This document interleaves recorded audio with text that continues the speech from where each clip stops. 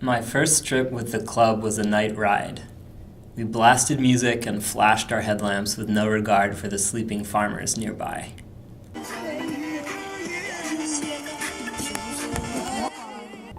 Speeding down those hills on country roads, I felt truly free for the first time since arriving. I had come to Xintang, China to teach English at a local school and didn't know anyone at first.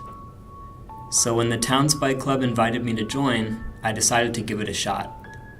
I had no idea that the Forest Wolves Bicycle Club would become my closest friends in Xintang. Here's my bike, bright yellow, Chinese brand. In the fall of 2014, I rented it from the club's president, Yi Zhiqing. Like any good club, we had a clubhouse. On the walls, there were photos of American politicians riding bikes. Arnold Schwarzenegger, George W. Bush, Barack Obama. It was a place to drink tea, play cards, and watch TV. Friends eat together and drink together, and we were no different. After long bike trips, the Forest Wolves feasted.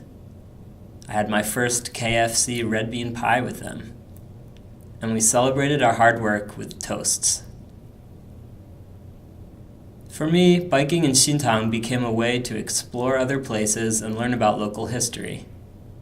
That was one of the things I liked best about living in China. You were always learning something.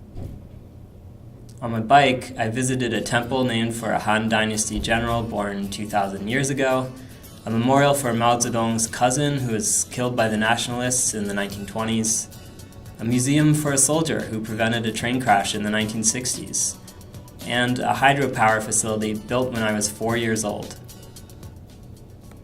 I'll always remember certain days with the club.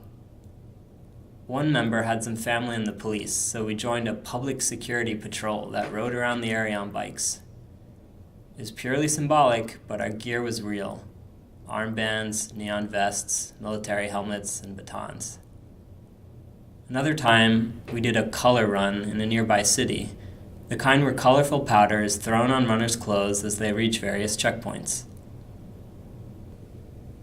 As I got to know the bike club president, Zhiqing, I came to really trust him. He once told me that sports unite people, regardless of their nationality. And on a long ride through the countryside, he remarked that there are some things money can't buy. On my last night, I made French toast for the club. "Show us an American dish," they said. As the youngest member and the only foreigner in the club, I didn't want to disappoint. I brought eggs, milk, bread, spices, and Nutella. And that night, we ate French toast with chopsticks in the middle of China. There are some friends you grow up with and some friends you meet on the road. When I joined the Forest Wolves, I gained the freedom to explore on my own and found a way to belong in a distant place. I still miss the friends I met on the road.